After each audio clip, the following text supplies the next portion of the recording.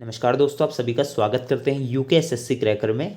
तो एक और नई वैकेंसी आई है जो कि है हमारे विद्युत विभाग में। ठीक है, ये अवर अभियंता, ठीक है, सहायक लेखाकार और रसायन ग्रेड, ठीक है, रसायन ग्रेड की और लैब असिस्टेंट। ठीक है, तो सबसे पहले पद देख लेते हैं।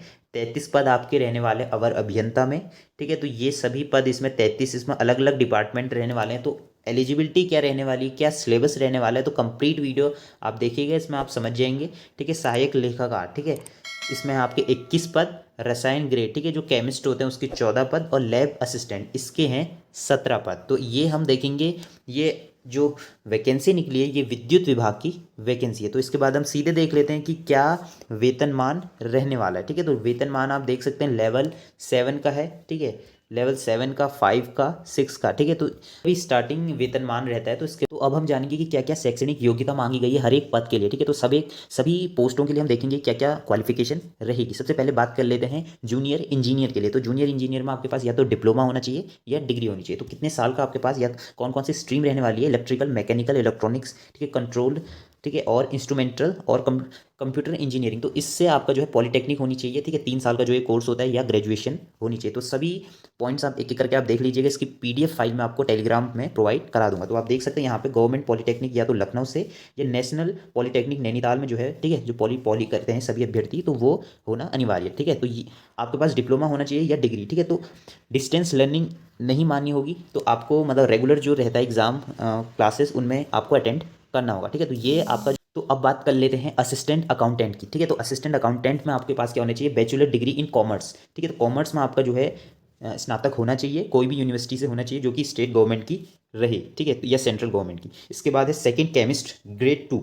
इसमें आपको एमएससी मांगी गई है केमिस्ट्री से, और कोई भी यूनिवर्सिटी से इस्टेब्लिश्ड होना चाहिए law by in UP from any other university recognise by government. ठीक है, तो सीधी सीधी बात है, एमएससी होनी चाहिए केमिस्ट्री से। ठीक है, ये आपके लिए हो गया केमिस्ट्री का। इसके बाद है लैब असिस्टेंट। तो इसके बाद intermediate exam passed with chemistry subject from UP और अदर बोर्ड। ठीक है, और ग्रेजुएशन होनी चाहिए आपकी। ठीक है, तो ग्रेजुएशन आपकी किस में, केमिस्ट्री सब्जेक्ट में होनी चाहिए। तो ये सभी का जो है क्वालिफिकेशन आपकी हो गई। अब देख लेते हैं कि आयु सीमा किस तरीके से रहेगी। ठीक है, आयु सीमा की बात कर लेते हैं। जो हमारा जूनियर इंजीनियर है इसमें 18 से 40, सहायक लेखाकार 21 से 40, रसायन, ठीक है, ग्रेड 2 के लिए 21 से 40, ठीक है, लैब असिस्टेंट के लिए भी 21 से 18 से 40। ठीक है, तो ये हो गई हमारी आयु सीमा। ठीक है, रिजर्वेशन भी मिलेगा, अगर आप यूपी के हैं तो आपको रिजर्वेशन मिल जाएगा। ठीक है, तो इसके बाद अब देख लेते हैं फॉर्म आपका रहने वाला है। ठीक है, फॉर्म कुछ इस तरीके से रहेगा, अलग अलग 826 रुपये आपके होंगे। ठीक है, जेई के लिए, और 1180 रुपये हो गए आपके अन्य जो होती है जनरल कैटेगरी के लिए। ठीक है, तो ये हो गया आपका फॉर्म चार्जेस। इसके बाद हम देख लेते हैं एग्जाम मोड आपका रहने वाला है ऑनलाइन।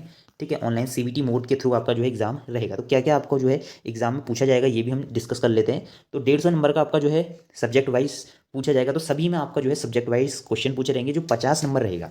ठीक है, 50 नंबर्स का जो रहेगा आपका जनरल हिंदी, जनरल नॉलेज और रीजनिंग आएगी। मतलब सपोज आपका 150 नंबर का आपका सब्जेक्टिव क्वेश्चंस होंगे, प्लस 50 नंबर आपके जनरल रहेंगे। ठीक है, तो ये इसकी पीडीएफ में आपको प्रोवाइड करा दूंगा टेलीग्राम में। उसी तरीके से आपका असिस्टेंट का भी है, असिस्टेंट अकाउंटेंट का भी रहने वाला है। ठीक है, इसके बाद आपका केमिस्ट में भी आपको सिलेबस, ठीक है, एमएससी, ठीक है, एमएससी केमिस्ट्री से ही रिगार्डिंग आपको आएगा, और जनरल सभी में आपका जनरल रहने वाला है। लैब असिस्टेंट में आपको 150 नंबर का जो है ऑब्जेक्टिव रहेगा केमिस्ट्री से रिगार्डिंग, और 50 नंबर का ये रहेगा।